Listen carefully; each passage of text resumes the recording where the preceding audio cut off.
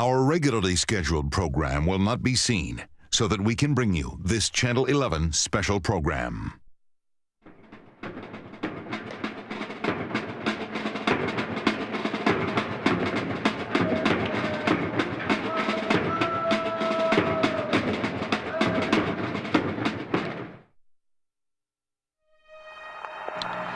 My name is John H. Crooker, and I am Criminal District Attorney, Harris County, Texas.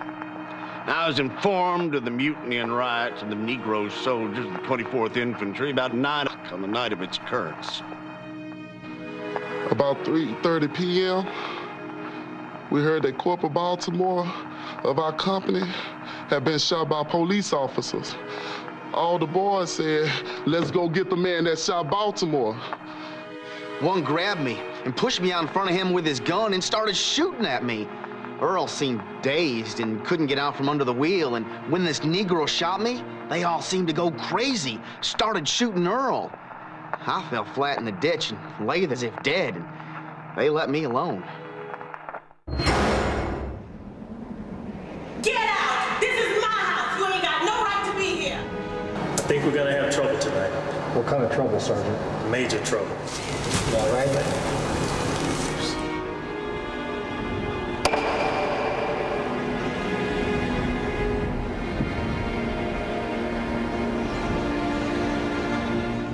And this was just the beginning of a night of terror, all but forgotten history of Houston.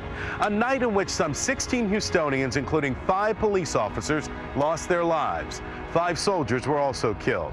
The riot resulted in martial law in Houston and ultimately led to the largest military trial in U.S. history. The thing that always fascinates me is that nobody knows the story, or very few people do. It's a fascinating and tragic story, born of a climate of racial tensions that were embedded in law. This is the story of what has come to be known as the Camp Logan riots. The end of a long Houston summer, a group of African-American soldiers declared a mutiny on the Bayou.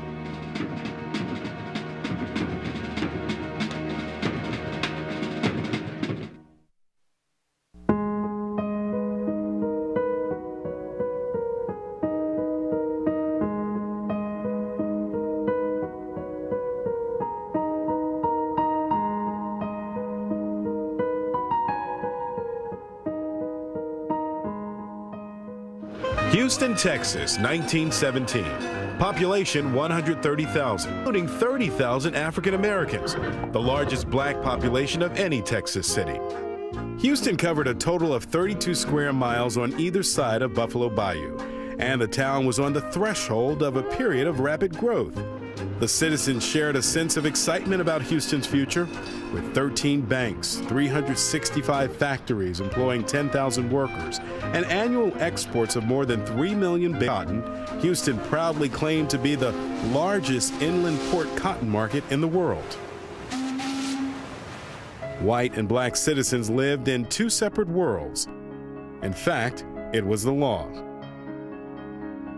Black Houstonians had their own saloons and restaurants, 4 movie houses, 3 weekly newspapers, and a separate professional baseball team called the Houston Black Buffaloes.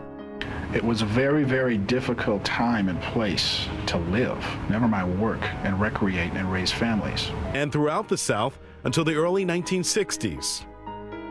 It is difficult for most of us to imagine what things were like way back when, but Thelma Scott Bryant, Hazel Young, and Henrietta Wells lived through it. The white man expected you to stay in your place, they say, and we knew how to stay in our place rather than, you know, cause a lot of trouble. That was just the way it had to be at that time. You got out your place, well, then they put you back in it. Intelligent you were if you were black. You didn't get any kind of recognition because white people resented smart niggas, as they say. Yeah. In fact, they went out of the way to show you you didn't have any, they didn't respect you. I thought I was supposed to sit on the back of the bus. That was a part of growing up in the South. You knew your place, and your place was in the back of the bus.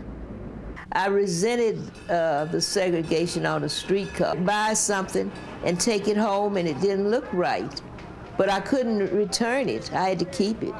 There were so many things like that that were demeaning. I think most people today honestly have a lack of appreciation for how truly awful race relations were at this time period. You're talking about the very depths of white supremacy, which were in many ways worse than slavery. This was